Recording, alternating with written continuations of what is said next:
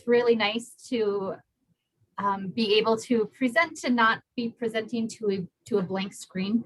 So I love it when people have their cameras on, although sometimes having multiple cameras can definitely slow down the bandwidth. So if you're experiencing, if your computer seems like it's freezing, the Zoom seems like it's freezing, just pop that in the chat. Let me know and I can ask people to turn their cameras off. But unless we're having that issue, we can leave them on. I'm also going to ask everybody, please make sure that you're muted. I'll be periodically stopping and asking people to share some ideas, share input, answer questions.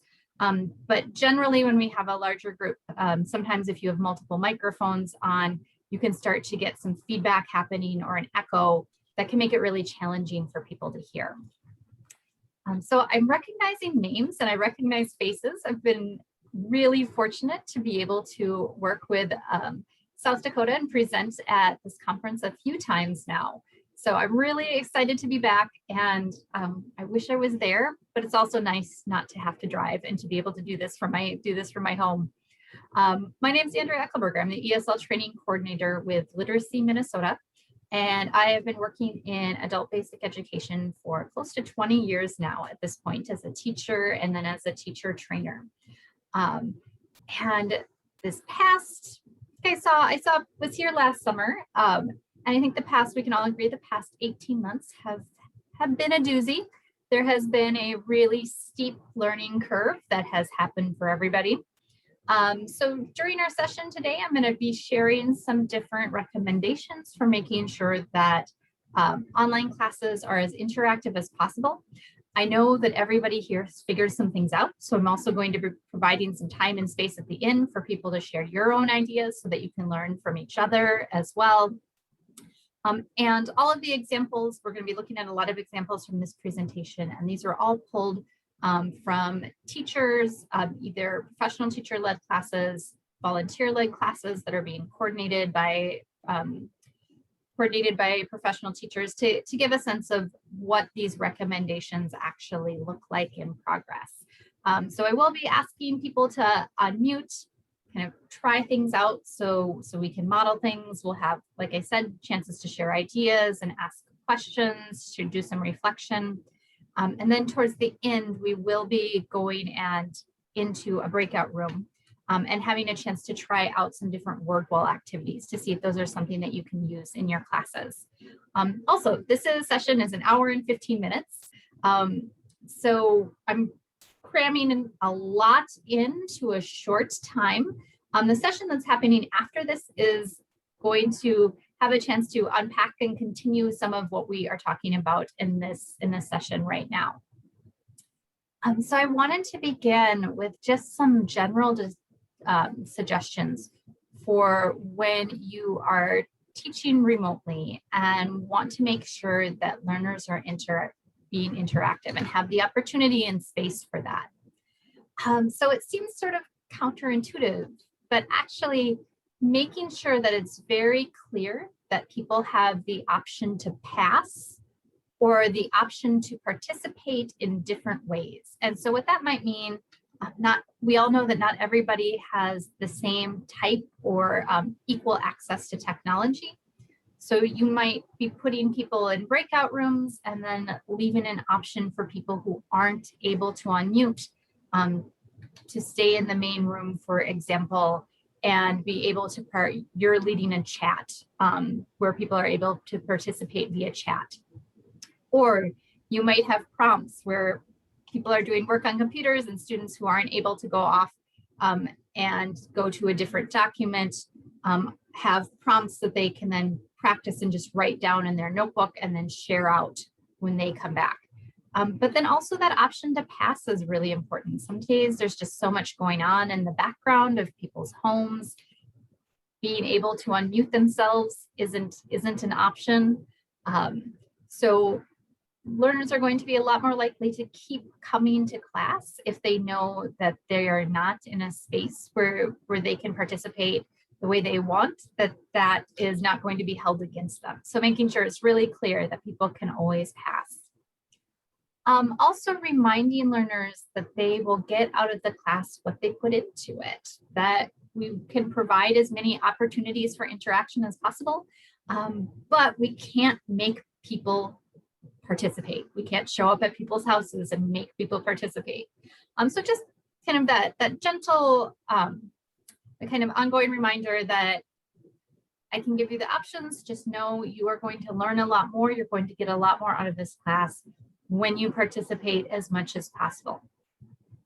Also reminding people that it is a lot easier to interact and people are tend to be a lot more engaged when what they are learning is immediately relevant to their lives. So making sure that the readings that you're doing, the topics that you're talking about are things that people will be able to learn and use outside of the classroom. I know for myself, for a lot of teachers, there's a curriculum and we have to get through the curriculum. But as much as we can personalize that and make sure we're tying what's learned into the curriculum with learners' lives, again, outside of the classroom, the more people are going to feel moved and encouraged to participate. And then as teachers, and if you have volunteers in your class, making sure that you are modeling what participation looks like. So don't just do what I say, do what I show you to do, and make sure that you are participating and also modeling things like the passes, being able to pass, and that resilience for sometimes things don't go well. We troubleshoot it, we figure it out, we participate the best we can. Also, reminding people that classroom management techniques. So this might mean calling on students, being a little bit more structured instead of opening every question up for who has an idea or who's a volunteer. Instead, intentionally calling on students or having students popcorn where you call in one student and then they call in another student, being really intentional about that. And then final general suggestion is maintaining connection between classes. So whether you're using Remind, whether you're using WhatsApp, but having a way for learners to feel like the class kind of keeps going and that connection doesn't stop once the live class ends. Keeping that energy and that connection moving forward is going to make engagement a lot higher and interaction a lot higher during class. And also, again, some of those learners who might struggle to be able to participate during class, there's so much stuff that they could be doing in between class when it's asynchronous and they have more time to think, more, they're on their phone, they can be recording videos or taking pictures, sending messages that they might not have the time, the space, and the bandwidth to do during class. So here are just some examples from a colleague of mine in Minneapolis of what she was doing with WhatsApp. So she would use WhatsApp to participate with learners in between classes. And you can see on the left-hand side, she's sending them links. She did a dialogue and then she and her husband recorded the dialogue. And so she sent the text copy of the dialogue and then sent the recorded dialogue so learners could read and listen. There's also some question prompts. And then on the right-hand side, you can see there's the back and forth, just sending pictures from the home and using some of the vocabulary to explain what it is people see. So some suggestions for keeping students connected during class. And also if you're using WhatsApp or another messaging service, if you can send videos, that's also videos, audio messages, as well as just text is great. And then the keeping it relevant, I'm going to play a short video from one of our Open Door Learning Center's volunteers talking about how she keeps it relevant and the work that she does with the adult learner that she is working with.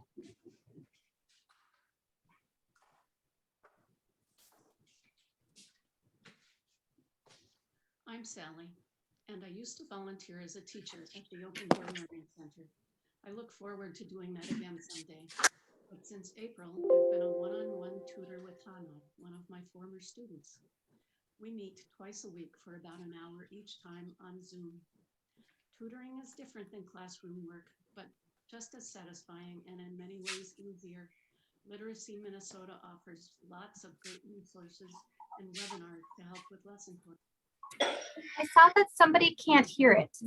Are other people able to hear? Okay, I'm seeing some nods. It's just real low. It's Okay. close. All right.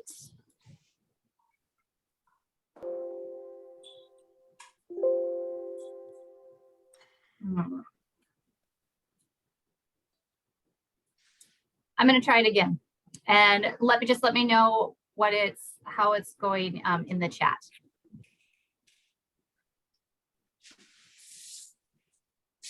And yes, the sound should be shared.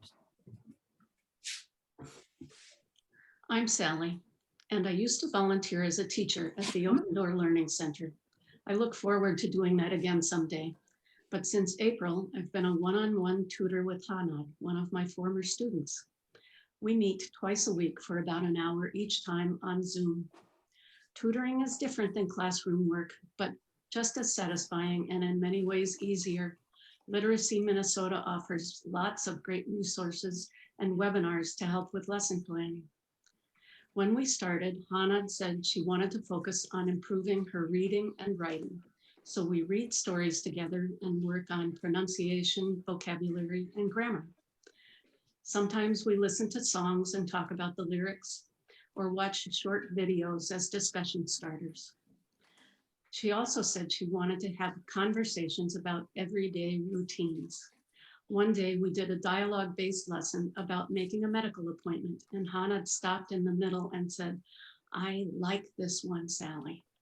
So since then, we've done lots of practical lessons on topics like talking to your child's teacher, calling the landlord, and returning items to stores. Hannah gets lots of speaking practice as we role play different interactions in the community. She's also working toward getting her driver's permit. So sometimes we read the Minnesota Driver's Manual and she takes online practice tests during our sessions. She is getting close to ready for the test, and I am so proud of her. I love that Hannah and I have gotten to know each other better than we would have in the classroom. We talk about what's happening in our lives and in the world. When I see Hannah speaking more confidently, feeling free to ask questions, using a computer comfortably, and reading more fluently, I know I'm making a difference in her life, and that fills my heart. That's a real win-win.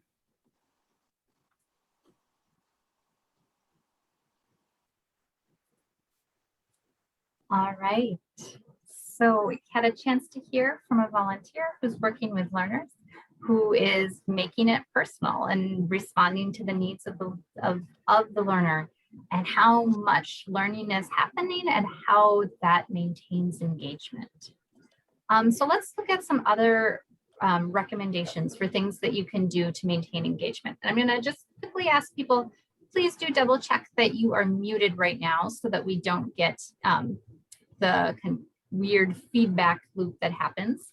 And I also just popped into the chat again a copy of these slides if anybody wants to go back and look at anything later. All right, so first recommendation is make sure that you have solid routines and don't be afraid to repeat activities and repeat them often. So talking about class routines, class routines are that practice response to a teacher's direction, and they're one of the most important time-saving tools a teacher has. However, routines don't just happen on their own. They have to be taught and they have to be practiced. And just like when we're teaching in person, that first time you introduce a new routine, it might not go well. You might have to do it over and over and over again until it becomes a routine. So why are routines important? It allows learners to focus on the content, because rather than wondering what exactly am I supposed to be doing, they can be focusing on the language that they are supposed to be working, instead of trying to think about the instructions and what happens next.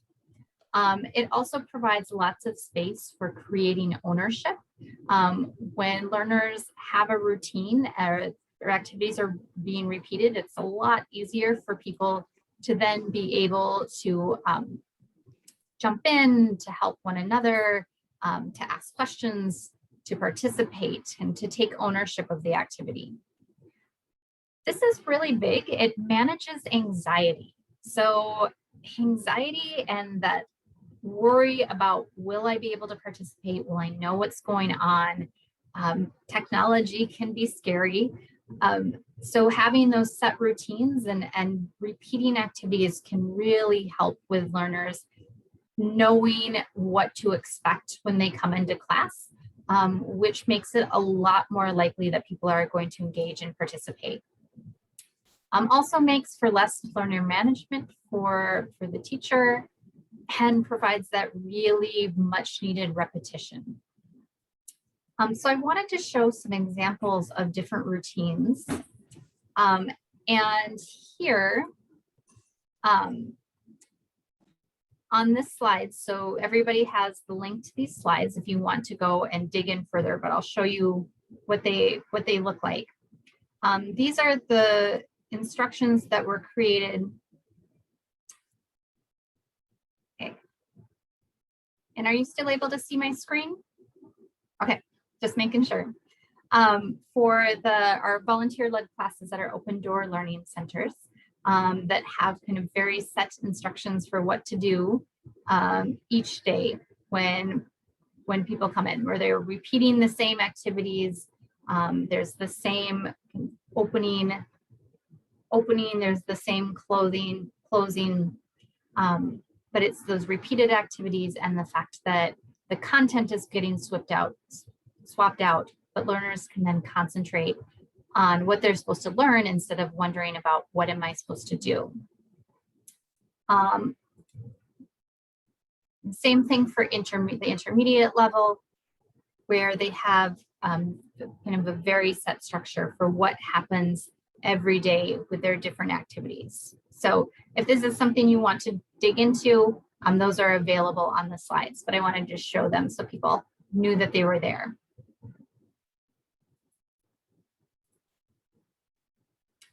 And now let's look at a literacy level routine. So for this, I'm going to be asking for some participation. I'll do the first slide or two, and then I'm going to be calling on people that I see in the chat to unmute and help me out with modeling this one.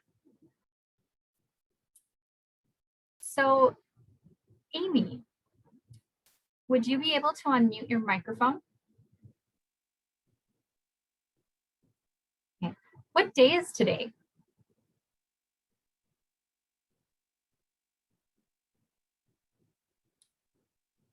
I see that you're unmuted, Amy, but I'm not able to hear you.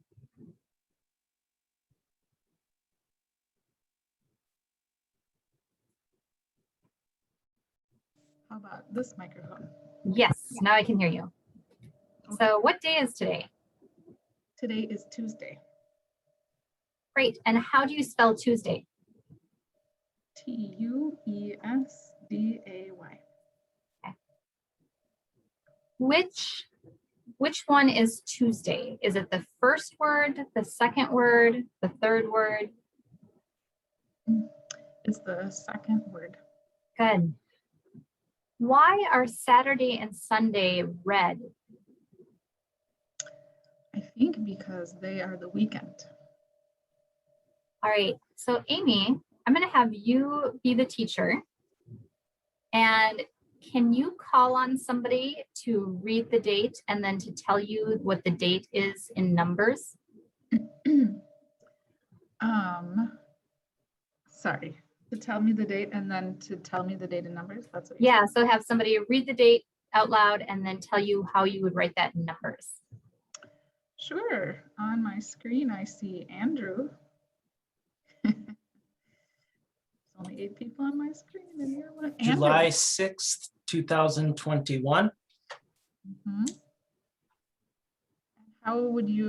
How do you write the date in numbers? Or can you tell me the date in numbers? 07 06 2021. Great. Andrew, can you call on another participant to read this and fill in the blanks as they go? Sure. Jennifer W., could you please read the first sentence and then fill in the blanks in the remaining sentences? Today is July 6, 2021. Yesterday was Monday, July 5th, 2021. Tomorrow will be July 7th, 2021. All right. Wednesday. Jennifer, can you call on somebody to answer this question? Let's see, who do I see on my screen? I see Lily.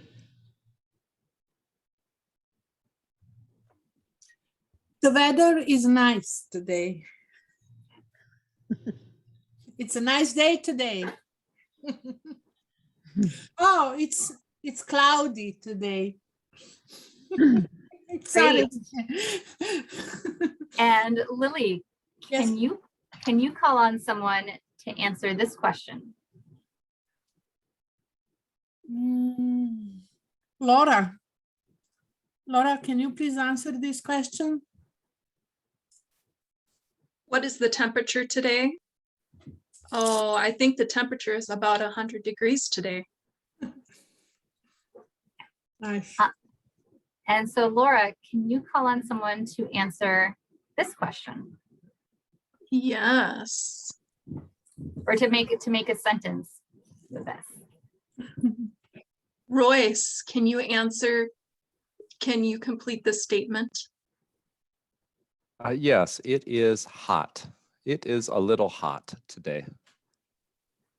All right, Royce, can you call on somebody to answer this question? Is the weather the same as yesterday? Nikita, is the weather the same as yesterday? No, it is not. How is it different? It was just raining and blowing here. And yesterday was super hot. All right, and then Nikita, can you call on one last person to answer this question? Okay. Let's see. I see Nancy. Nancy, will you answer? Will you fill in the blank? I feel happy today because of the rain we are experiencing. Great, thank you. So that was just a very straightforward calendar, just like we do with calendars in a classroom. But when you make it a routine, when you do it a lot, you can start calling on learners instead of it being all teacher-led. Just like we did, having learners calling on one another, stepping up and taking that teacher leadership role and giving lots of people opportunities to speak. So that was an example of a routine, a more literacy level routine. Let's look at an example of a higher level activity that could be one that you repeat frequently. So for this, let's start out doing it together. So I'm going to say a word, and then in the chat, can you identify the word by the box number? Nobody is ever going to guess what the topic of the article is. So how about infect? Infect. What's the box number? Great. Let's see. Brenda, can you unmute? Yes. All right. What is the box number for scientist? 5 is the box number for scientist. Great. What is the word in box number 8? The word is healthcare in box number 8. Okay.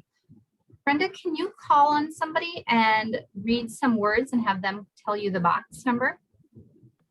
I will. Dwayne, what is the box number for the word safe? The box number for the word safe is number 10. What is the word in box number 4? The word in box number 4 is nurse. Good. All right.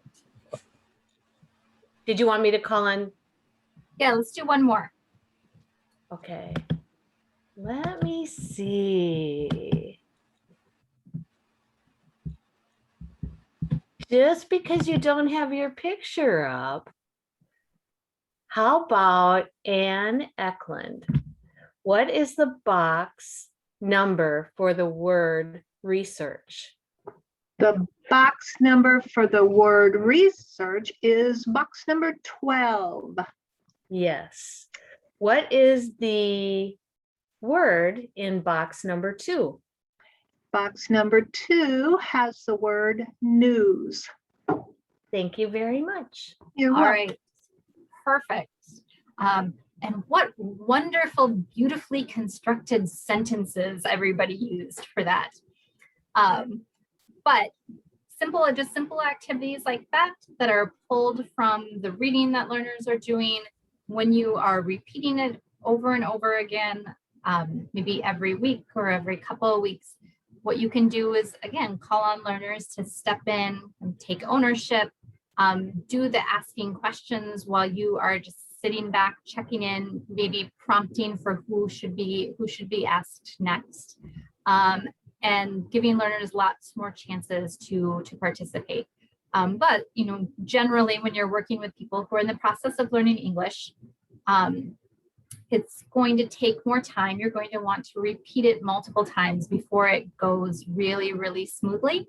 So just want to encourage people that if you try something one time and doesn't feel like it worked great, there is no reason to give up. You should keep trying because oftentimes it just takes a while. If you would like to learn more about creating routines, here are some links for, and again, I shared the link to the slides. All of these links in here are links that you can click on and you can dig into further. All right. So next thing we're going to talk about is using teacher talk for facilitation. So kind of giving learners lots of opportunities to speak, and the teacher is going to step back and get out of the way and become more of a facilitator instead of the teacher. So just really briefly, what are we talking about when we say teacher talk? What is teacher talk? And so teacher talk is everything that a teacher says during a lesson. And it's really important to pay attention to the amount and the quality of talk that you do while you're teaching. And this is something that I always have struggled with. I've been a teacher forever, and I always struggle with teacher talk. That I think has actually in some ways gotten easier to monitor when we are teaching remotely. Because if you're teaching on Zoom, for example, you can record yourself and go back and watch and listen to your teacher talk. So why is teacher talk important? And if anyone needs to step away for any reason and then come back, that's just fine. So being aware of your teacher talk can help provide more space for learners. Being aware of teacher talk can naturally build in more wait time. And when we are teaching remotely, wait time is more important than ever, but can feel, I think, a lot more poisonous and scary to teachers to have that silence. But just remembering how much cognitive processing time it takes when people are answering questions, coming up with statements, coming up with examples in a language that's not their first. Less teacher talk, the less the teacher talks, the more space and time there is for learners to talk. So it can really facilitate more learner interactions, which in turn helps to keep people engaged.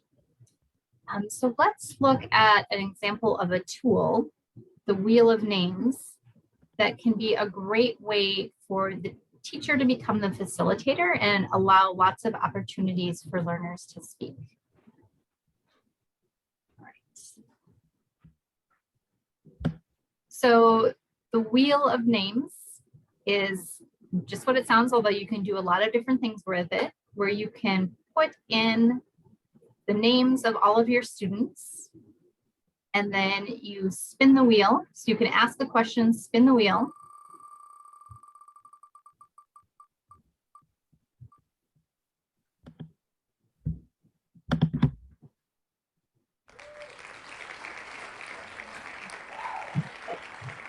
And then whoever is called can be the person to give the example. You can use this to have people read out loud. And then you can either leave their name on or you can remove their name. And this is a great way to track that everybody in the group has an opportunity to speak, because you can kind of remove people's names as it comes.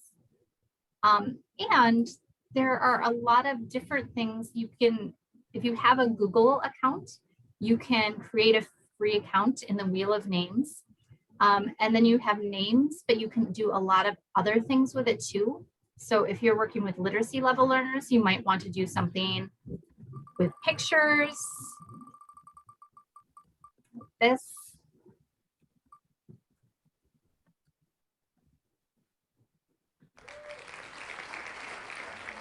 And you can have people use the word in a sentence, say the word out loud. You can have them spell it, ask a question about it, say whether or not they like it. You can do the same thing with questions.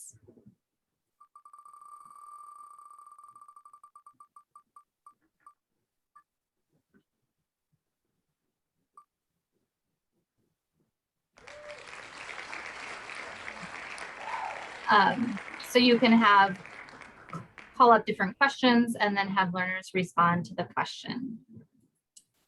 So it's free, it's simple, you can do a ton of different things with it. And I won't go into it, but with the customize, you can do a lot of stuff during the spin, after the spin, if you want the confetti, how long you want the cheering to be. There's lots of different sounds that you can have happen. It can be really, really fun. All right.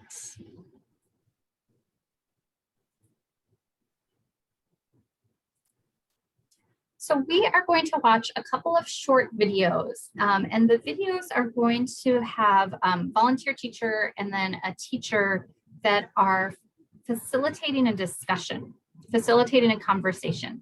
So as we're watching these videos, the first one is about 4 minutes long, the second one's about 2 minutes long. These are the questions I'd like you to be thinking about.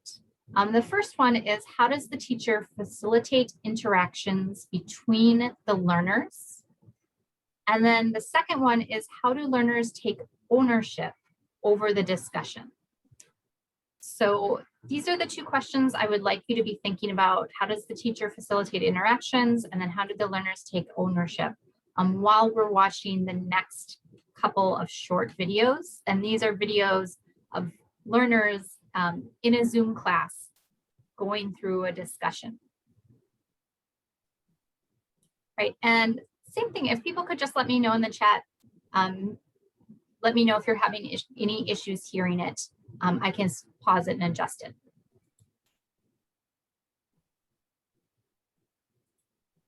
And also in holiday, our friends give me the presents. Like yesterday, one of my friend from California, they sent me a makeup box for the present. Okay. Okay. Zong, could you give a summary? Yes, I will try my best. The student number one said the holiday in winter was like Halloween, Christmas, and I forgot. Happy New Year. Oh, Happy New Year. And she gave a detail for the Christmas time. Like Christmas, they went to the church and they celebrate Christmas at the church and had a lot of food. And they spent time at the church like 4 hours, especially Christmas time. She can get like a present. Like yesterday, she got a present from I think your cousin, like My friends. Oh, your friends from California. Is it makeup boss? Yeah. Yes, that's it. I remember. Yeah, that's good. Okay, so could you ask a follow-up question? Okay, I don't have any follow-up question. And you can No. add like, how about the home country, how the celebration for Christmas, something. You can do it, Wisdom. I think not yet. Okay, so I'll ask a follow-up question. Mhm. What kinds of foods do you eat at Christmas time?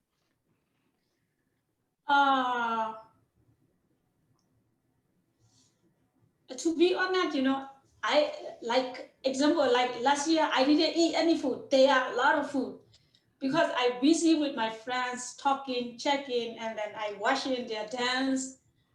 But my son and my husband they ate a lot. So would you like to choose a question? Okay, I choose question number 3. Talk about a special food that people eat during a holiday or celebration. Yes, I talk about this one. I want to talk about New Year Day. Because at that day we will have many different kind of food. But one food that I want to talk about is sticky rice. The sticky rice has a very specific meaning because the sticky rice is the stick together. Is the meaning of that we will be together. We are not separate very easily like that. That's what I want to talk about sticky rice. Now, Patila, can you give us summary? Yes, with student number 3 said that he likes the Korean Happy New Year. That no, I mean that in that New Year the food that's sticky rice, because they represent that sticky rice is sticking together. That means their community will be sticking together. Do you have a follow-up question?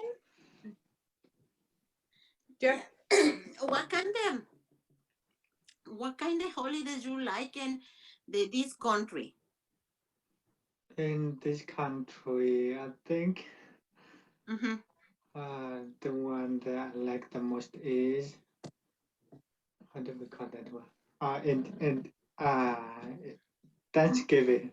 Thanksgiving is, I think.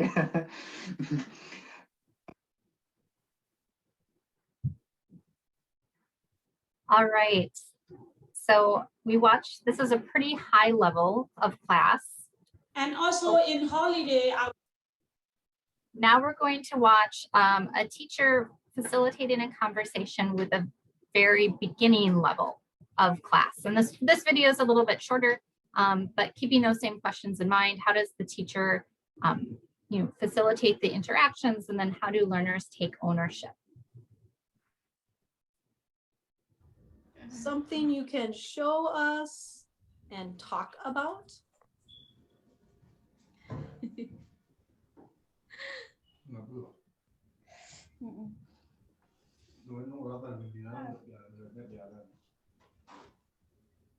Vui có tài nè. Con à? Teacher. What is it? I don't know, teacher.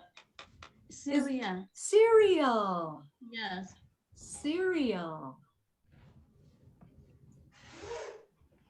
Syria. Can you tell me more? Bello con anh mà. A container? Container. Container. Container. Container. Container. Container. Container. Mhm. Container. Mhm. What color do you see? White. Okay, kind of white. How about on top? Red. Red. Okay, good. Preme, what did you hear? Report say you have a container. You open you push a cereal ink. Yes. Every morning she should eat. I don't know. Very good. You're telling more. Yes, we eat cereal in the morning. Very good. Shang, what did you hear with Pui Pa? So I don't know, teacher. What does she have? She has bottle. I think he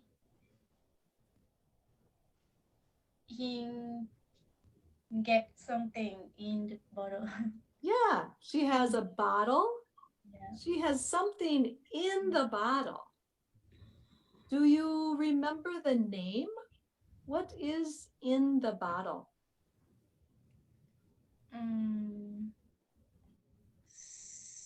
Cereal. Cereal. Cereal. Very good. Children eat. The children eat. Yeah. Very good. Thank you, Pui Pa. That was good.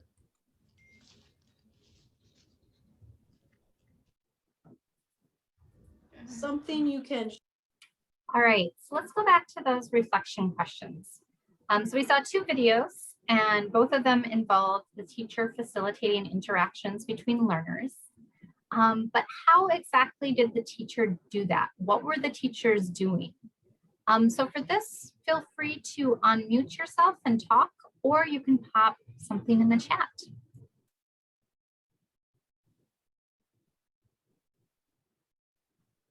I think it's nice that she had the students repeat what they were saying or what the other student was saying, but also practice saying the names, even if it was just learner one, learner two. So it was just not, someone in space. It was this particular person. And I think that also facilitates a lot of positive relationships in the classroom. Great. Yeah, people really get to know each other's names when they're saying them out loud. And seeing from Stephanie the exuberance. Anything else that you saw the teacher do to facilitate interactions? I liked the guiding questions, and I get the impression that she has used those many, many times, and that her students have a high level of comprehension, but that she had persistence and didn't give up in training them how to respond. Great, thank you, Laura. Who else? I see some other people are unmuted. Go ahead. I enjoyed asking the students to ask a follow-up question. having them think outside of the box or what's not written on the paper, but having them think critically with the English that they know to get more information from the person they're talking to or about. Great, yes, and then a really good way to keep conversations going. Okay. Who else? I see some more people unmuted. It's kind of creating that sense of community as well, even though you aren't face to face, you're interacting with each other, which I think is really important for the English language learners. Mm-hmm. Absolutely, yeah. And then I'm seeing it, go ahead. I was just going to say, I think it makes the students feel safe to respond. Like the first teacher, she had the list of questions, so they automatically knew what they were going to be talking about. They were given an idea. And the second one, it helped them feel safe because they brought something to show. So I thought they both used very good techniques to make the students feel like they belonged and they were part of the unit. Mm-hmm, mm-hmm. And I think also having some control over which question or which item can make it easier for people to participate. I noticed how much, like, there was just praise, so there was some automatic feedback. Mm-hmm. And that's nice because then they know what they're doing right. Mm-hmm. Mm-hmm. Yep. So definitely lots of positive feedback and reinforcement.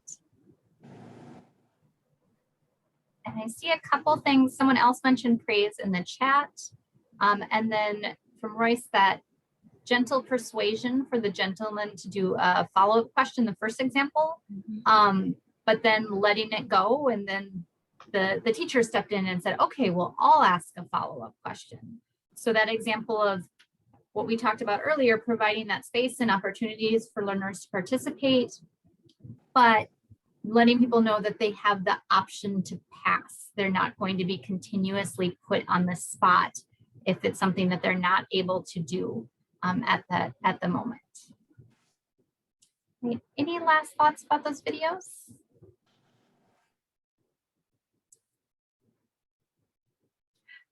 One student modeled for the other student. Yeah, so that's where that ownership, you start to see that ownership. How do learners take the ownership over the discussion? That one student is modeling for the other student, saying, like, here's an example of a question you could ask, and encouraging each other. Anything else that you saw with ownership?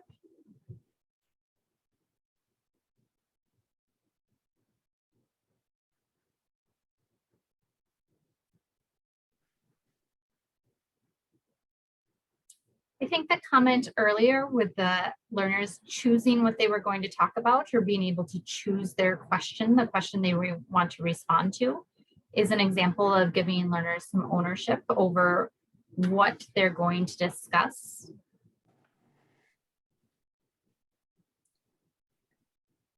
Right, and we are going to be talking more about facilitating those discussions in the next session, when that's what we're really going to be digging into, is how do you get to the point where learners are able to kind of effortlessly do what we just saw in these videos, and how do you scaffold and build that up? So if you're interested in learning more about the teacher talk and making sure that you're creating space for learners to speak, here are some different resources that you can dig into. So the next topic is recommendation is find ways for students to demonstrate knowledge. So what are we talking about with demonstrating knowledge? This is asking learners to show that they understand a word, concept, or text through speaking, writing, or actions, rather than just responding yes to the question, do you understand? Because if we ask people, do you understand? What is going to be their answer 99.9% of the time? What will people say when we ask, do you understand? Or does that make sense?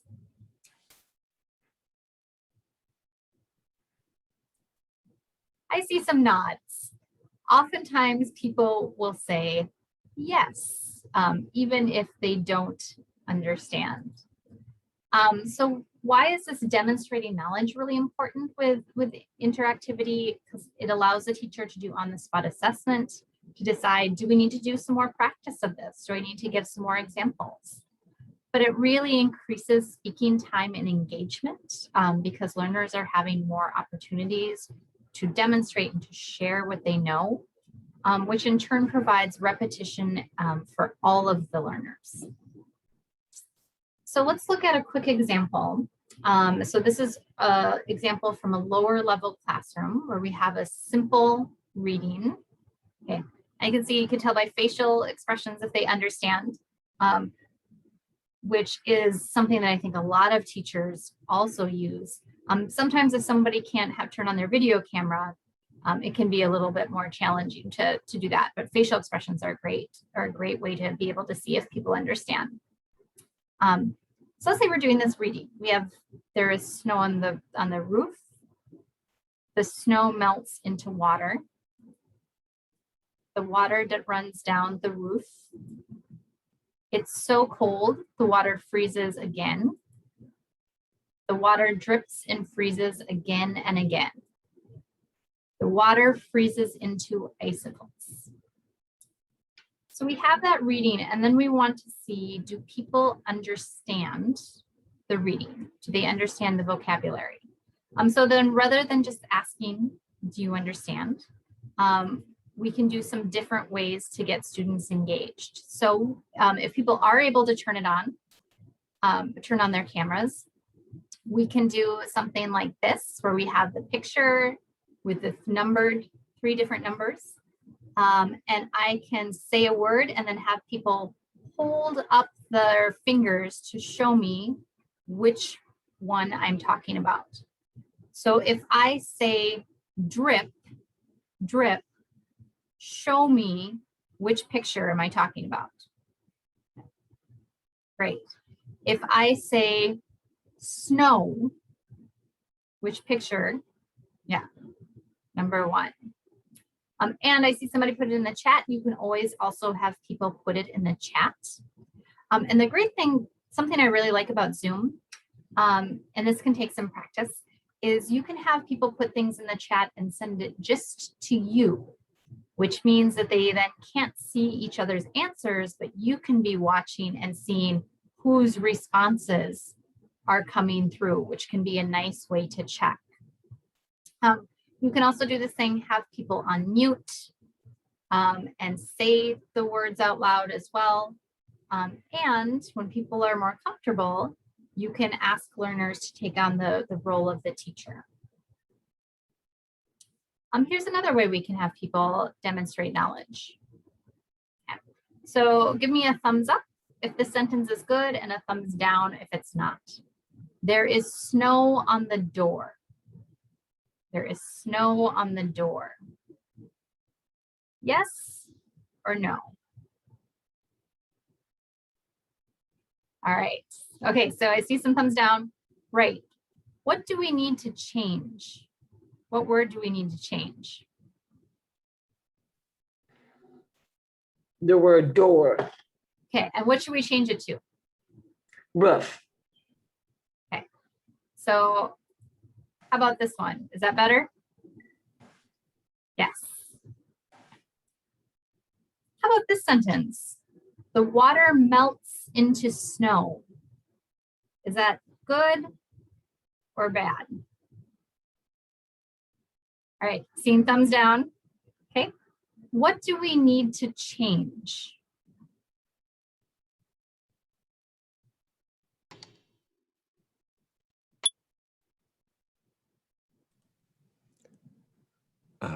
Swap snow and water. Yes, yeah. Or I saw someone put in the chat, snow melts into water. Yes. So there we go. So that was a very kind of beginning level example of that demonstrating knowledge, having learners engage in demonstrating the knowledge. Let's look at a higher level example. So we have this simple reading, it's about a 2-paragraph reading, talking about the vaccine. And we want learners to show us that they understand the reading rather than just saying, okay, do you understand? Or does this make sense? Or any questions? So here are some different examples of way we can have people show that they understand, that's going to be that promoting engagement and getting learners to interact. We can have people retell the story in your own words. They can do this one at a time. They can do it breakout. They can write it down in their own words and then read it out loud. Asking questions like, why is this story so important, so interesting, so exciting, so sad? Asking WH questions, having people define a vocabulary word or use it in a sentence. Asking, what was the main idea? What do you think will happen next after the article? Or even show me. Word vaccine, show me, what's a vaccine? Model it for me. So thinking of ways that as we're teaching new concepts, new vocabulary, rather than saying, do you understand? Having ways that learners are going to be speaking and actually modeling their understanding of it. And if you want to learn more, there are plenty of resources where you can dig into that, checking comprehension and getting learners to demonstrate knowledge. And then the final thing I'm going to talk about is the breakout. If you want to do breakout rooms and if you want to have people interact in breakout rooms. This is a great way, particularly if you have larger groups, being able to do those breakout rooms is a great way to make sure that everybody gets interaction. But even if you have higher level learners, it's really important that what you want people to do in the breakout rooms, those instructions are very, very clearly scaffolded. Otherwise, everybody will go into the breakout rooms and sit quietly until they are brought back to the main session. So when you go into or putting learners into breakout rooms, you want to make sure that you are giving them very clear instructions for what are they going to be talking about and what roles will people take on. So having roles in breakout rooms, and for this example, we have a facilitator who's going to ask questions, make sure everybody shares, read the chat for people who can't turn their microphone on. Going to have a reporter that's going to take notes and report out to the large group. And then also have a timekeeper that's going to watch the timer and make sure that the group stays on target. So very clearly laying out what will be the different roles and that they're going to just pick once they get into the breakout rooms. Going through what will be the group will be talking about. And this can be where sentence frames can also be really helpful if you have something specific that you want learners to do. For this one, learners are going to be summarizing what they already know about a topic. So the teacher puts some prompts for adding on to what the person before them said. So some sentence frames they can use. And then some discussion questions with some suggestions for different words that they should be using from the lesson as they are talking. So I just put in the chat, if you want to see this document,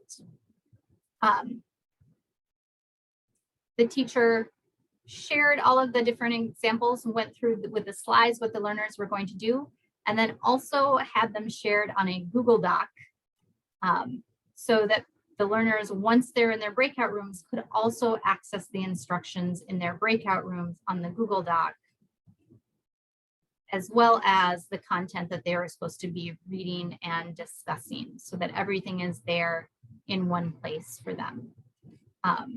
Because again, nothing will stop a conversation faster than people not remembering what the instructions are and what they are supposed to be doing.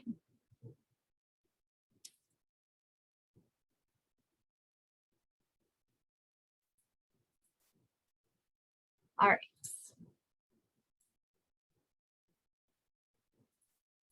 So we are going to go into breakout rooms we'll have time for about 7 minutes in our breakout rooms. And in your breakout rooms, what you're going to be doing is trying some activities from Word Wall. So So this is WordWall is a site that you can use to do interactive activities where the teacher can be sharing the screen and learners can be either giving control over to learners to then move the mouse and interact themselves, or having the learners tell the teacher what to do. If you can have learners take control, do the remote control, take turns doing that, that can be a great way for learners to actually be trying different things out. So you are going to go into your breakout rooms. You're going to have one person in the room open the link in the chat and then share their screen. You're going to try out 2 to 3 of the WordWall activities as a group. So the person sharing their screen will try out the activities while other people are letting them know what you'd like to do. And if you can try doing the remote control if you'd like. And then talking about what you like and dislike and how could you incorporate these types of activities into your teaching. So these are from a colleague that does citizenship teaching. She has a really large collection of different types of WordWall activities. So you can poke around in there and try them out. And again, we'll have about 7 minutes and then we will come back together. So when you get into your group, make sure you open up your chat. You can access that link. And you can also access the instructions in the prompt are also in there as well. All right, so whenever we're ready, we'll go into those breakout rooms for about 7 minutes and try these activities out.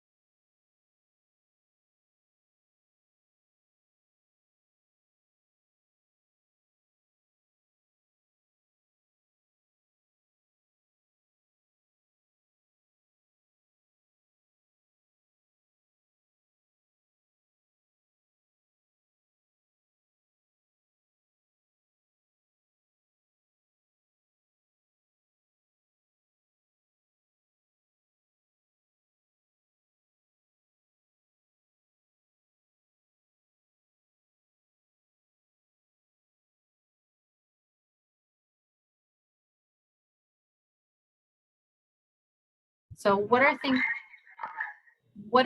that you have used that you found to be really helpful?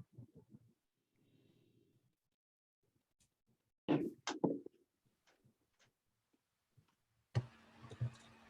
right, I'm seeing WordWall popping up a few times. doing task-based language learning.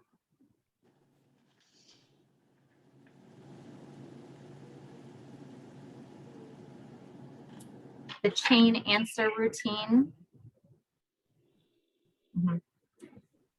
When there is competition, so using those games because people love competition. Word wall and the wheel of names. Oh, I like monthly or quarterly community visit excursion. That's great.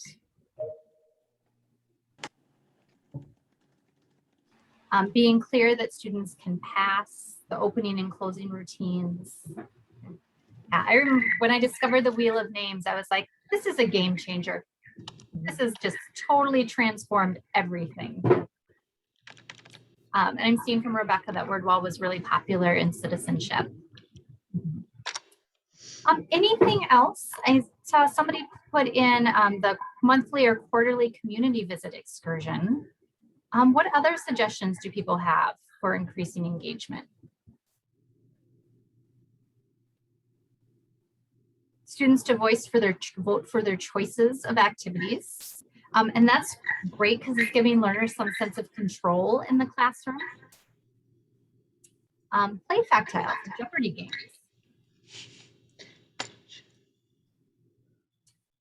Monthly packet, breakout rooms, and assign a student as a teacher.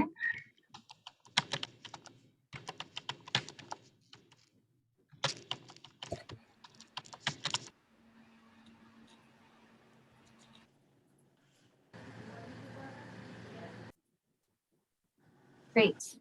Anything else?